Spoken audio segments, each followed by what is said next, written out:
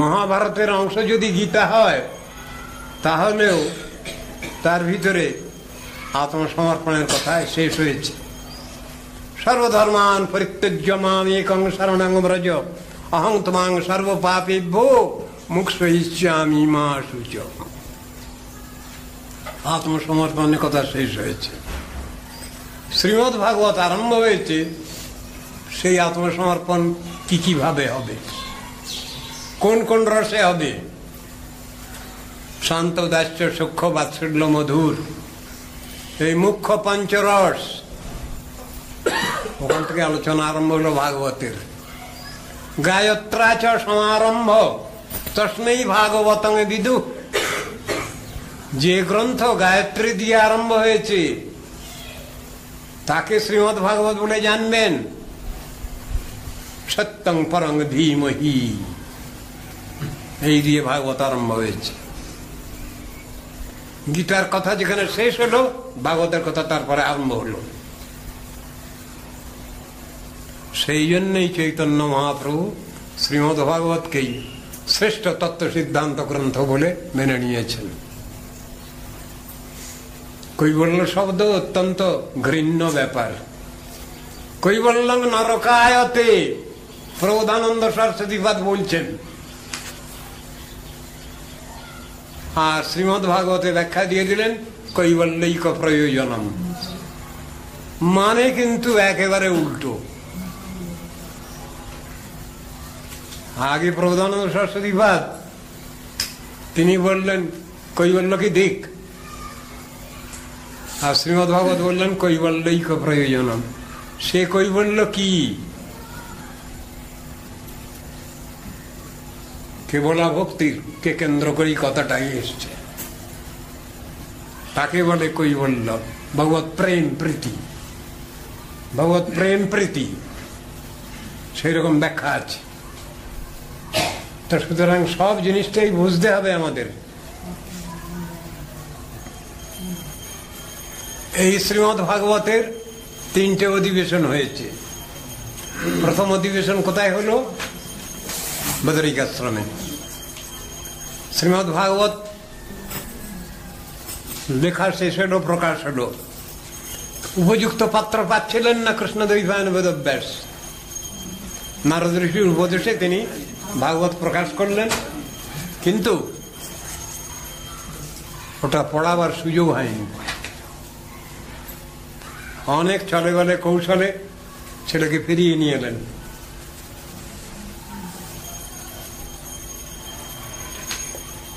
চলে গিয়েছিল। একটু ভিতরে ভিতরে বোধহয় একটু অহংকার ছিল নাকি। যখন শুনল বেদগুলোর কাছে যে আমাদের গুরুদেবের কাছে এই মন্ত্র পেয়েছি, কৃষ্ণলীলা সূচক শ্লোক, তারা গিয়ে বনাঞ্চলে গিয়ে বলছিল, রোজ কীর্তন করে উচ্চ স্তরে। কেন? বেদব্যাস বলে দিয়েছেন ভালো ভালো পাখি ধরা পড়বে, সুখ ধরা পড়বে। এই সুখ ধরা পড়ে গেছে, মানুষ সুখ ধরা পড়ে গেছে। তোমার মতো পিতা পেয়েছিলাম, আমি তোমাকে ছেড়ে চলে গেলাম, আমায় ক্ষমা করো বলে ফেলছেন। যং প্রব্রজন্তম অনুপেতম অপেত কৃত্যম দ্বৈপায়ন বিরহ কাতর আজুহাব পুত্রেতি তন্ময়তয়া তরবোভিনেদুস্তং সর্বভূত হৃদয় মুনিমানতস্মি। পালিয়েছে ছেলে, সেই ছেলেকে ধরে নিয়ে এলেন বুদ্ধি করে। তাকেই শ্রীমদ্ ভাগবত প্রথম পড়িয়েছেন। তো শ্রীমদ্ ভাগবতের অধিবেশন, প্রথম অধিবেশন হয়েছে, ফার্স্ট সিটিং হয়েছে কোথায়? বদরিকাশ্রমে। এই শ্রীমদ্ ভাগবতের দ্বিতীয় অধিবেশন হয়েছিল সুকরতল নামক স্থান, জেলা মুজফ্ফরনগর। স্থানের নাম সুকরতল, গঙ্গা তীরে। প্রায় উপবেশনে থেকে 7 দিনের মধ্যে তক্ষক সর্পদংশনে মৃত্যু হবে মহারাজ পরীক্ষিতের। সমস্ত ব্যবস্থা চাইলেন ঋষিগণের কাছে। আমার তো মাত্র 7 দিন পর, এর ভিতরেই ভগবানকে পেতে হবে, আপনারা ব্যবস্থা নেন। ঋষিগণের স্ট্যান্ডার্ড সকলের সমান না। কেউ জ্ঞানী, কেউ যোগী, কেউ বা ভক্ত, কিন্তু ভালো ব্যবস্থা তো কেউ দেননি। নানামণির নানামত কথাটা এখান থেকেই এলো।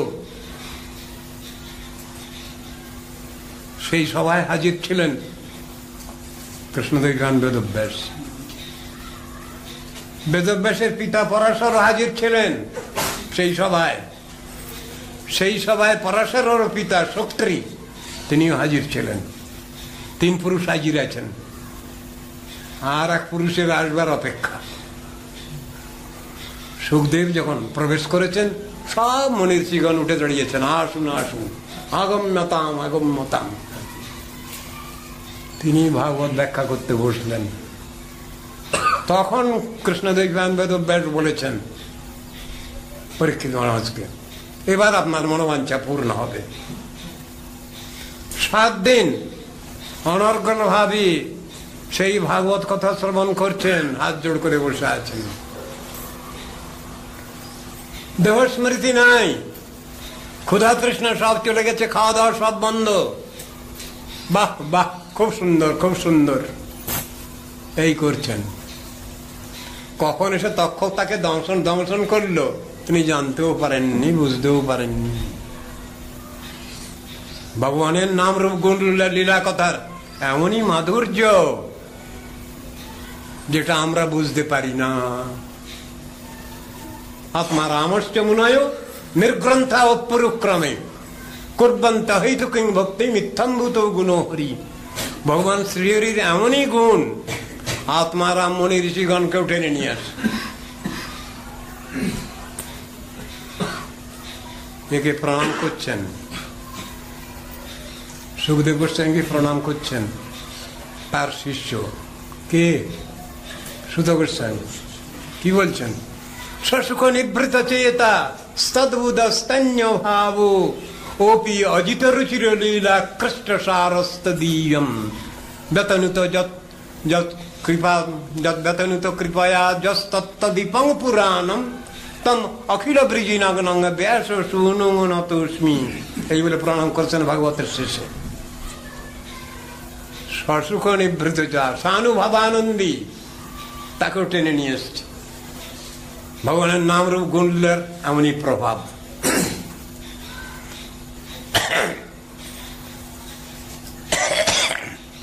এই শ্রীমদ ভাগবতের 3য় অধিবেশন হলো, সেও ইউপির একটা জায়গা, নাম হলো,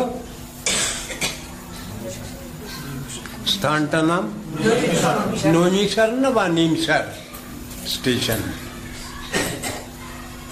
সৌনকাদি 60,000 ঋষি। আমরা 60 জন হবো এখানে, হতে পারি বোধ হয়, কিন্তু 60,000 ঋষি শ্রোতা সৌনকাদি ঋষিগণ। তাদের ভয়ানক চিন্তা ভাবনা ঋষিগণের। আমরা দ্বাপর যুগের লোক, দ্বাপর যুগ শেষ হচ্ছে, কলিযুগ এসে যাচ্ছে। কলিযুগের বর্ণনা শুনেই ওদের চক্ষু চড়ক গাছ। কি করে আমরা আমাদের সাধন ভজন রক্ষা করব যা কলির বর্ণনা শুনছি? বলুন আপনি। সুত গোস্বামীকে প্রশ্ন করে বলছেন। সুত গোস্বামী বলেন, আমার গুরুদেব, তাকে তো এই প্রশ্ন করা হয়েছিল। কে করেছিলেন? ওই রাজা পরীক্ষিত রাজাই প্রশ্ন করেছিলেন, কলিজীব কি করে উদ্ধার লাভ করবে? তখন কি উত্তর দিয়েছিলেন সুখদেব? কলের দোষণীদের রাজনস্তি যে কো মহান গুণা কীর্তনাদিব কৃষ্ণস্য মুক্ত সঙ্গ পরং ব্রজেত। কলি অশেষ দোষের আকর, একথা ঠিক, কিন্তু একটা সুযোগ আছে। সে সুযোগ খুব ভালো সুযোগ। কি? কৃষ্ণ নাম কীর্তনের দ্বারা কলিজীব উদ্ধার লাভ করবে। শ্রেষ্ঠ ব্যবস্থা। ঋষিগণকে আশ্বস্ত করলেন, আপনারা চিন্তা করবেন না, কৃষ্ণ নাম কীর্তনের দ্বারা সব ঠিক হয়ে যাবে, আপনারা চিন্তা করবেন না। এটা ধন্য কলি, সাধারণ কলি না। যে দ্বাপর যুগে ভগবান শ্রীকৃষ্ণ আসছেন, তার পরবর্তী যুগেতেই করিতেই চৈতন্য মহাপ্রভু আসছেন। বলা আছে এটা। সুতরাং এর না হলো ধন্য কলি। কলি অশেষ দোষের আকর হলেও এটা ধন্য কলি, স্পেশাল ব্যাপার। এখন স্পেশাল ব্যাপার হলেই কি আমরা এলাকাড়ি দেব, আমরা ফাঁকি দেব হরিনাম করতে? না, ব্যবস্থা যখন আছে, ব্যবস্থা নিয়ে তো সাধন ভজন করতে তো হবে নাকি? না ব্যবস্থা থাকলেই হয়ে গেল? সবটাই দ্রব্য গুণেতে আর স্থান মাহাত্মে সব হয়ে যাবে। স্থান, কাল, পাত্র, এই তিন মহাত্মাতেই এই তিন মহাত্মা নিয়েই আমরা সব ব্যবস্থা নিয়ে নেব? হবে না, তা সাধন ভজন করতে হবে। তো বলেছেন কীর্তনাদিব কৃষ্ণস্য মুক্ত সঙ্গ পরমব্রজিত। কৃষ্ণ নাম কীর্তনের দ্বারা আপনারা উদ্ধার লাভ করবেন, আপনাদের কোনো চিন্তা নেই।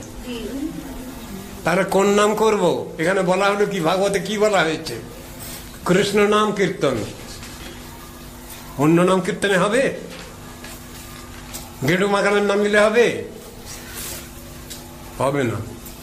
কৃষ্ণ নাম কীর্তন করতে হবে।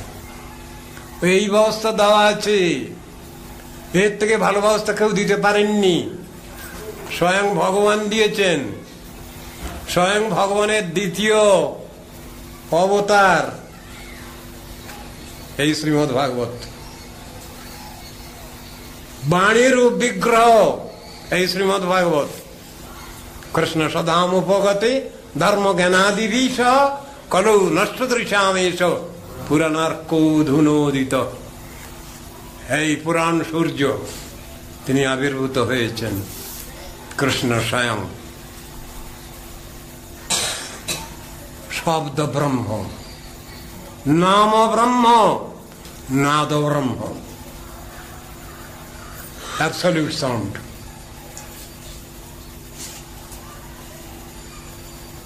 এখানকার তৈরি না শব্দগুলো, বৈকুণ্ঠ বাণী। সেই জন্যই শ্রীমদ্ ভাগবত আশ্রয় করেছেন চৈতন্য মহাপ্রভু। তিনি আশ্রয় করেছেন, একথা বললে ভুল হবে না। তাঁরই তো সব, তাঁরই তার থেকেই তো এসছে সব। ভগবান থেকে এসছে না? ভগবানের মুখের বাণী তো। গৌরাঙ্গ মহাপ্রভু কে? রাধা গোবিন্দ মিলিত তনু, তাই তো। রাধা ভাবদ্যুতি সুবলিতং নমামি কৃষ্ণ স্বরূপম। শিব ঠাকুর বলে দিচ্ছেন, শিবানীকে বলছেন, কি বলছেন? জয়ব রাধিকা কৃষ্ণ সাইব গৌর বিগ্রহ যচ্চ বৃন্দাবনং দেবী নবদ্বীপঞ্চ তৎশুভম। এই কথা বলছেন। সেই তত্ত্ববস্তু হলেন গৌর সুন্দর শ্রী চৈতন্য মহাপ্রভু। সব জিনিসটা তো বুঝতে হবে। শাস্ত্র তো লেখা আছে, আমরা তো শিখবো, পড়বো, বুঝবো। আমাদের জন্য তো পথ খোলা আছে। বেদ ঘেটে আমার তার থেকে এসেন্স বের করার ক্ষমতা নেই আমাদের, কিন্তু সব করে রেখেছেন আমাদের উপরওয়ালারা। খেটে খুটে রান্না বান্না করে তৈরি করে রেখেছেন, গিলতে পারলেই হলো। এটুকু তো আমাদের করা চাই, সেই কথাই বুঝাচ্ছেন। শ্রী রাজোবাচ আরম্ভ হয়েছে দশম স্কন্ধ। রাজা মানে তাহলে কে? পরীক্ষিত মহারাজ। কথিত বংশ বিস্তার ভবতা সোম সূর্যয় রাজ্ঞাঞ্চোভয় বংশানাং চরিতং পরমাদ্ভুতম পরমাদ্ভুতম। এই প্রথমে প্রশ্ন হয়েছে এখানে। কে প্রশ্ন করছেন? 7 দিন পরমায়ু পাওয়া লোকটা। হ্যাঁ তো 7 দিন যার মাত্র পরমায়ু, 7 দিন বাঁচবেন। লোক ভদ্রলোক কিন্তু যেসে নয়, তাকে যদি ঠিক আমাদেরই মতো একজন মনে করি তাহলে আবার তার চরণে অপরাধ হয়ে যায়। যিনি 7 দিন মাত্র পরমায়ু পাচ্ছেন, জেনে গেলেন, তিনি বুঝে গেলেন যে আমি আর 7 দিন বাঁচব, সে ভদ্রলোক তো যেসে নন। কি তার নাম? পরীক্ষিত। মাতৃকুক্ষিতে মাতৃগর্ভে যখন ছিলেন তখন সমস্ত মেদিনী পাণ্ডব শূন্য করবে বলে অশ্বত্থামা ব্রহ্মাস্ত্র নিক্ষেপ করেছিল। আপনারা মহাভারত পড়েছেন। কৃষ্ণ সেখানে কি করলেন? তার সত্য সংকল্প ভগবান, ইচ্ছা মাত্রই সব ব্যবস্থা করতে পারেন, ইচ্ছা করলেই হলো। কিন্তু কৃষ্ণ একটু বৈশিষ্ট্য দেখিয়েছেন, উত্তরার গর্ভে ঢুকে গেছেন। আশ্চর্য! তাহলে ভগবান তাহলে উত্তরের ছেলে? তা নয়, ওই বাচ্চাকে বাঁচাবার জন্য ঘিরে ধরেছেন। মাও বাঁচবে, বাচ্চাও বাঁচবে। হওয়ার সত্য মা, তোর কিরকম ধরনের এ দেখি ক্ষমতা দেখি। অশ্বত্থমা প্রয়োগ করতে জানতো অস্ত্র, হারিত করতে জানতো না। যাকে রক্ষা করেছেন ভগবান বিষ্ণুর আহত পরীক্ষিত। সাধন ভজন ব্যাপারে পরীক্ষায় পাস, বলে কিরকম পাস বলুন না? First class first. সেই রকম ধরনের ব্যক্তি হচ্ছেন এই ধার্মিক রাজা পরীক্ষিত। পাস করেই বসে আছেন। তার মাত্র 7 দিন পরমায়ু বলছেন, তো যাতা ব্যাপার না। তাহলেও উদাহরণটা তো আছে। 7 দিনের থেকে কম সময়ও তো পেয়েছেন, আছে তো উদাহরণ, আছে না? খট্টাঙ্গ রাজার বেলা অর্ধমুহূর্তকালেতে পেয়ে গেলেন তিনি, তার আগে তিনি জানতে পেরেছেন। তিনি 7 দিন আগে জানতে পেরেছেন। আমরা জানতে পারছি আমাদের শেষ সময় কখন, কে বলে দেবেন? যিনি বলে দেবেন তিনি তো আমাদের পরম বান্ধব। গুরু বৈষ্ণব কত বলে দিচ্ছেন, কতবার, 1000 বার। প্রত্যেক দিন কথা বলতে গেলে চর্বিত চর্বণ, চর্বিত চর্বণ, একই কথা প্রত্যেকবার। রোজই একই কথা ভালো লাগে? শুধু কেবল গালাগালি। শাস্ত্র মানে গালাগালি, গালাগালি মানে শাস্ত্র মানে কি? শাসন বাক্য। তো কার শাসন বাক্য? কার শাসন মানি? শ্রী ভগবানের শাসন মানি। সুতরাং এতে রাগ করলে হবে না। আমরা ভগবানের দুষ্টু ছেলে মেয়ে, সেই জন্যেই শাসন আমাদের তিনি করেছেন, সে শাসন আমাদের মেনে নিতে হবে। এই শান্তশিষ্ট ছেলে মেয়েদের এই হলো অবস্থা, স্বভাব। ঠিক সেইভাবে করতে হবে, মানতেই হবে শাসন।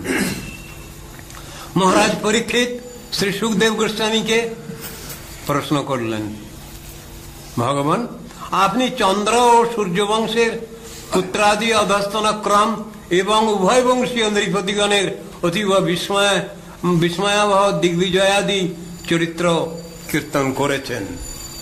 উনি আরো কিছু শুনতে চান, ওতে ওর হয়নি। যদোশ্চ ধর্মশীলশ্চ নীতরাং মুনিসত্তম তত্রাং সেনাবতীর্ণশ্চ বিষ্ণুর্বীর্যানি সংসানঃ। হে জ্যোতিশ্বর, কাকে বলছেন জ্যোতিশ্বর? জ্যোতিশ্বর কাকে বললেন?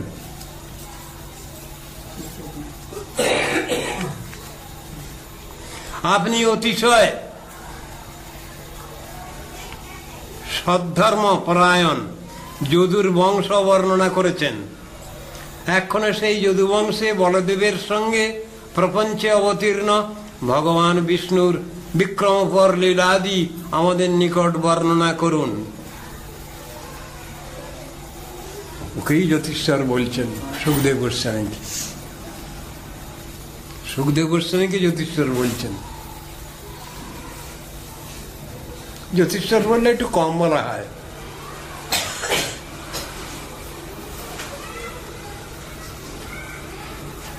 নিবৃত্ত তর্ষৈরুপগীয়মানাৎ ভবৌষধাৎ শ্রোত্রমনোভিরামাৎ ক উত্তম শ্লোক গুণানুবাদাৎ পুমান বিরজ্যেত বিনা পশুঘ্নাৎ।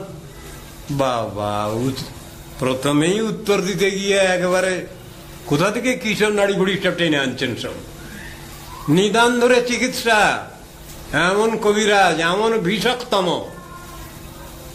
এমন চিকিৎসক।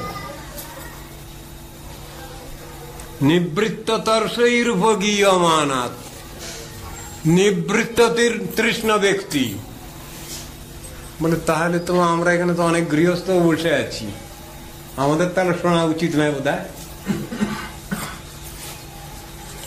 নিবৃত্ত তৃষ্ণ ব্যক্তিগণের পক্ষে বলছেন ভবৌষধি। উত্তম শ্লোকনে ভগবান, তার গুণানুবাদ, তার নাম রূপ গুণ লীলা কথা। এটা কে না শুনতে চায়? যারা শুনতে চায় না তারা নিশ্চয়ই পশুর স্বভাব, আর যারা শুনতে চান তারা ভক্তর স্বভাব, দৈবী ভাবাপন্ন। এই কথা বলছেন। কথায় কথায় গালাগালি না, উনি বলেছেন, ওর উপরওয়ালারা বলেছেন, সেইটা উনি বর্ণনা করছেন, বর্ণনা দিচ্ছেন। এসব এই শুনে, ওয়ার্ডিংস গুলো শুনে আপনারা অসন্তুষ্ট হবেন না। এই গালাগালিগুলো সব ভগবানের গালাগালি। ভগবানের গালাগালি যদি আমরা না শুনি, না মানি, তা আমাদের কল্যাণ হবে? উত্তম শ্লোক শ্রীহরির গুণানুকীর্তন শ্রৌত পরম্পর্যে সাধিত হয়, অর্থাৎ শ্রী গুরুমুখ থেকে শ্রুত হয়ে পশ্চাৎ কীর্তিত হয়। আগে না শুনলে তো আর কীর্তন হয় না। আগে তো শোনা, তারপর তো কীর্তন। আগে তো শ্রবণ, তারপর তো কীর্তন। না শুনবার আগেই কীর্তন হয়, তা হবে না। আগে শ্রবণ, তারপরে কীর্তন। কত মুনি ঋষি পড়েছিলেন সবাই, 7 দিন ধরে ভাগবত পাঠ হলো, তাদের জন্য বিমান এলো না। বলুন না দেখি কি ব্যাপার? সপ্তাহ পারায়ণ করছেন ভাগবত, একটা লোকের জন্য এসেছে বিমান। শ্রোতা তো সবাই ছিলেন, মুনি ঋষিরা ছিলেন, ভক্ত সমস্ত গৃহস্থরা ছিলেন, রাজন্যবর্গ ছিলেন, অনেক শ্রোতা সব। কিন্তু একজনের জন্যই বিমান এসেছে, ধুন্ধুকারীর জন্যই এসেছে। তার মানে কি? আর সকলের শ্রবণ হয়নি। শ্রবণ মানে কি? কানের ভিতর দিয়া মরমে পশিল গো, আকুল করিল মোর প্রাণ। সেই কথাটা সই কেবা শোনাইল শ্যামনাম, কানের ভিতর দিয়া মরমে পশিল গো, আকুল করিল মোর প্রাণ। সেই অবস্থাটা হওয়া চাই, তবে তো ঠিক ঠিক শ্রবণ। শ্রবণ মানে শ্রবণ মনন নিদিধ্যাসন, ওটা হজম হওয়া চাই। তাই বলছেন শ্রী গুরু মুখ থেকে শ্রুত হয়ে পশ্চাৎ ওটা কীর্তিত হয়। তার মানে আগে শ্রবণ, পরে কীর্তন। সেই শ্রীহরির গুণকীর্তন কৃষ্ণেতর বিষয়, তৃষ্ণারহিত মুক্ত কুলের দ্বারাই সুষ্ঠুভাবে কীর্তিত হয়। পরম মুক্ত যারা, তাদের দ্বারাই ওটা ঠিক ঠিক কীর্তন হয়। বদ্ধজীবের পক্ষে ওটা সম্ভব না। যতদিন বদ্ধত্ব থাকবে আমাদের, ততদিন পর্যন্ত হবে না। কিন্তু অভ্যাস তো করে যেতেই হবে, কোনো উপায় নেই। অভ্যাস যোগে তো আমাদের থাকতেই হবে। রুচিপর কৃষ্ণেতর বিষয় তৃষ্ণারহিত মুক্ত গুণের দ্বারা সুষ্ঠুভাবে কীর্তিত। এই সংকীর্তন মুমুক্ষুগণের ভবরোগের ঔষধ স্বরূপ। ভব রোগের ঔষধ। রোগ কত কত রকম আছে গো, ওখানে ভব রোগ একটা বলে ফেললেন। কত রকম রোগ আছে, শেষ আছে তার? চিকিৎসা শাস্ত্রের রোগের শেষ নাই, বর্ণনা। নূতন নূতন রোগ হচ্ছে এখন আবার, যেগুলো চিকিৎসা শাস্ত্রেতে পাওয়া যায়নি। নূতন নূতন রোগ হচ্ছে, আবার নূতন নূতন চিকিৎসাও বেরোচ্ছে। ভবরোগ কাকে বলে মশাই? এমনি তো রোগ তো শুনতে পাই আমরা, আধ্যাত্মিক, আদি ভৌতিক, আদি দৈবিক, ত্রিসাব জ্বালায় সবসময় আমরা জ্বলছি। এর জন্য সব ব্যবস্থা টবস্থা আছে। আধ্যাত্মিক তাপ মানে যত রকমের মানসিক অশান্তি, মানসিক কষ্ট এ সংসারে, তাকে বলে আধ্যাত্মিক তাপ। জন্ম, মৃত্যু, জরা, ব্যাধি, এসব আধ্যাত্মিক তাপের মধ্যে। আদি ভৌতিক তাপ, প্রাণী জগৎ থেকে যেসব কষ্ট আমরা পাই, সাপে কামড়ালো, বিছায় কামড়ালো, শিয়ালে কামড়ালো, কুত্তায় কামড়ালো, এসব আদি ভৌতিক তাপ, প্রাণী জগৎ থেকে যে কষ্ট। আদি দৈবিক তাপ, দেবতাগণের থেকে যেসব কষ্ট পাই, অতিবৃষ্টি, অনাবৃষ্টি, বান, বন্যা, কর্কাপাত, প্লাবন ইত্যাদি, ফ্লাড, ড্রট, বৃষ্টি হলোই না, একবারে চাষাবাদ হলো না, এসব দেবতাদের থেকে কষ্ট পাই। এখানে বলছেন ভব ব্যাধি, প্রমাণ করে তো শুনিনি তো কখনো। জন্ম, মৃত্যু, জরা, ব্যাধি,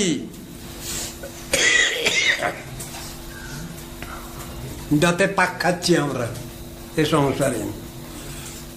জয়া মুগ্ধং জগৎ সর্বম সর্বদেহাভিমানী ন,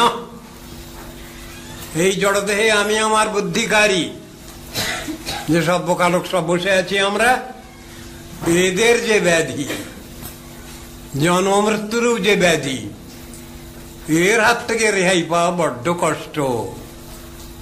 তার নামই হলো ভব ব্যাধি।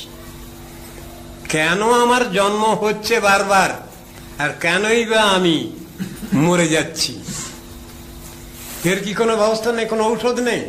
হ্যাঁ, ঔষধ আছে। কি ওষুধ? এই ওষুধ প্রেসক্রিপশন এখানে দেওয়া আছে। সেখানে বলছেন ভগবান নাম,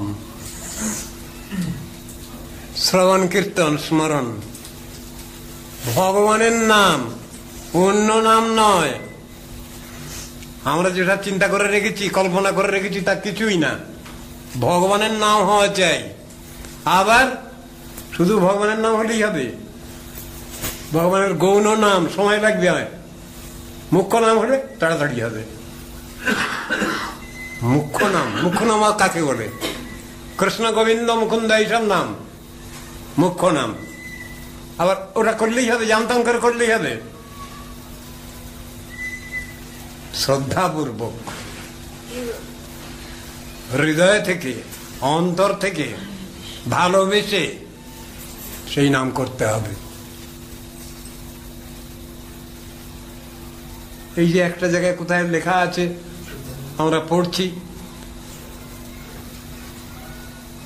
মৃগর নরমাত্রং তারায়েত কৃষ্ণ নাম, ওর আবার কি ব্যাখ্যা হবে? সংকেতং পরিহষ্টং স্তৌহং হেলনমেব বা বৈকুণ্ঠ নাম গ্রহণম অশেষাগহরং বিদু। যারা হরিনামিত ব্যাকরণ পড়ছেন তারা তো পড়ছেন এটা। তাহলে সেখানে একটা শর্ত আছে, ওদের অপরাধ ছিল না। অপরাধ যদি না থাকে তাহলে কাজ হবে, অপরাধ থাকলে কাজ হবে না। পরম দুর্মতি ছিল, তারে গোরা উদ্ধারিল, তারা হইল পতিত পাবন। এরা পাপী ছিল, অপরাধী ছিল না। ব্যাখ্যা দেওয়া আছে। রামাদি অবতারে ক্রোধে নানা অস্ত্র ধরে অসুরেরে করিল সংহার। এবে অস্ত্র না ধরিল, প্রাণে কারো না মারিল, চিত্ত শুদ্ধি করিল সবার। চৈতন্য মহাপ্রভুর করুণার কথা বলছেন। এখন কি অস্ত্র? চৈতন্য মহাপ্রভুর অস্ত্র হরিনাম সংকীর্তন, নাম সংকীর্তন। সেই অস্ত্র নিয়ে তিনি বেরিয়েছেন। সেই কথা তো বুঝাচ্ছেন এখানে। হরে কৃষ্ণ। পশুঘাতী ব্যাধ অথবা আত্মঘাতী অপরাধী ব্যতীত আর কোন বুদ্ধিমান ব্যক্তি এই শ্রীহরি কীর্তন থেকে বিরত হন? বিশেষণ পশুঘাতী ব্যাধ ছাড়া আর কে এই হরিনাম সংকীর্তন ভালো না বাসে?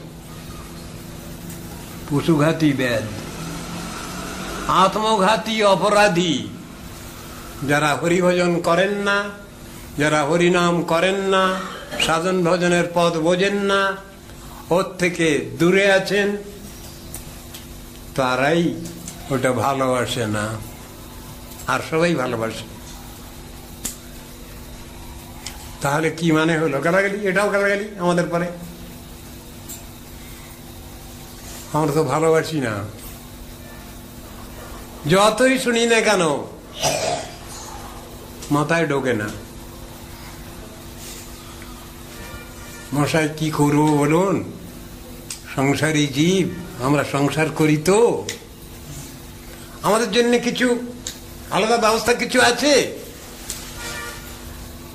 দিন কতক বাইরে গিয়েছিলাম, বাবা ঢালা ফেলা একেবারে, ওদের জন্য স্পেশাল ব্যবস্থা চাই, কনসেশন। প্রত্যেক জায়গায় যেখানে যাই সেখানে এই প্রশ্ন। কারণ আপনাদের জন্য কোনো পৃথক ব্যবস্থা কিছু নাই, যে ব্যবস্থা আমাদের জন্য আছে সেই একই ব্যবস্থা আপনাদের জন্যও আছে। আপনারা যদি ভালো চান তাহলে এই একই ব্যবস্থা মেনে নিয়েই এগোতে হবে সাধন ভজন পথে, আলাদা ব্যবস্থা কিছুই দেওয়া নাই।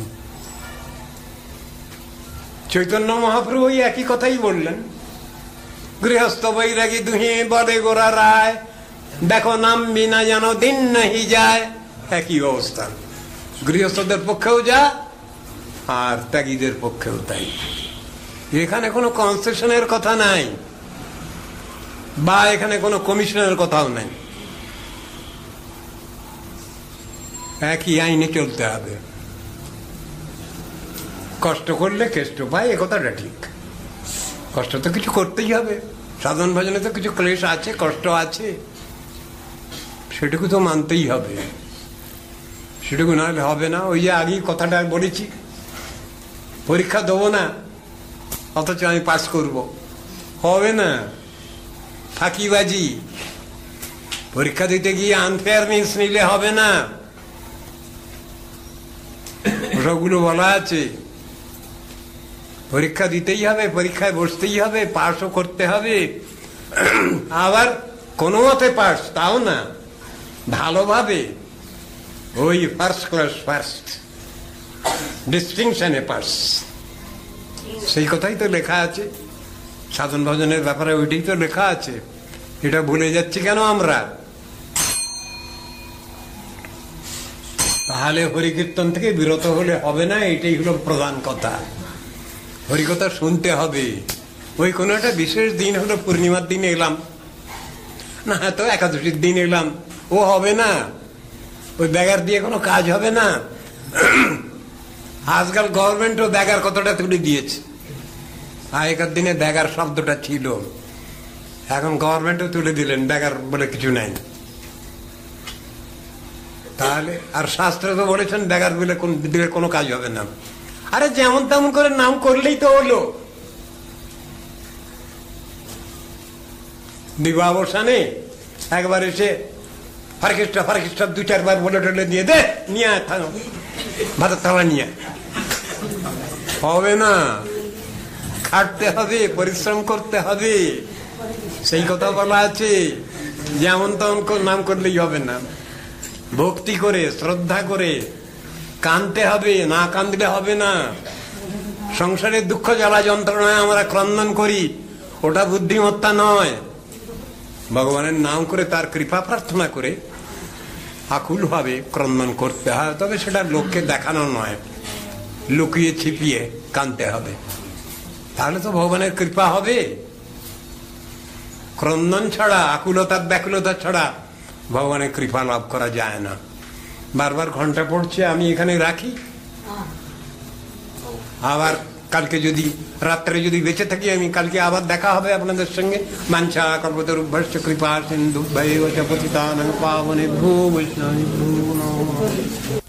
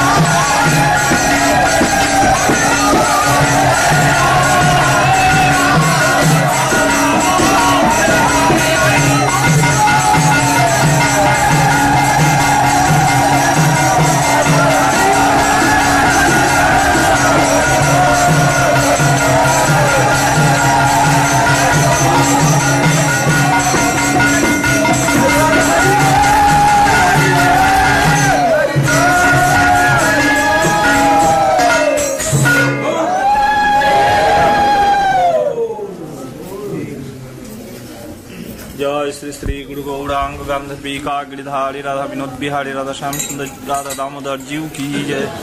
जय परमरद्धतम गुरुपाद पद्म जगत गुरु विष्णुपाद परिव्राजकाचार्य अष्टोत्तर शतो श्रीमद् भक्ति वेदांत श्रील वामन गोस्वामी महाराज की जय। जगत गुरु नित्य लीला प्रविष्ट ओम विष्णुपाद अष्टोत्तर शतो श्रील भक्ति प्रज्ञान केशव गोस्वामी महाराज की जय। तदोस्तु विरह तिथि महामहोत्सव की जय। जगत गुरु नित्य लीला प्रविष्ट ओम विष्णुपाद अष्टोत्तर शतो श्रील भक्ति सिद्धांत सरस्वती गोस्वामी ठाकुर प्रभुपाद की जय। नित्य लीला प्रविष्ट महाभागवत गौर किशोर दास बाबा जी महाराज की जय। नित्य लीला प्रविष्ट सच्चिदानंद भक्ति विनोद ठाकुर की जय। नित्य लीला प्रविष्ट वैष्णव सार्वभौम जगन्नाथ दास बाबा जी महाराज की जय। सर्वगोस्वामी प्रभु की जय। पंचतत्व गौर हरि की जय। पूज्य श्री राधा रानी की जय। राधा दामोदर जीव की जय। उज्जा व्रत की जय। नियम सभा कार्तिक दामोदर व्रत की जय। व्रत पालनकारी भक्तवृंद की जय। ग्रंथराज श्रीमद् भागवतम की जय।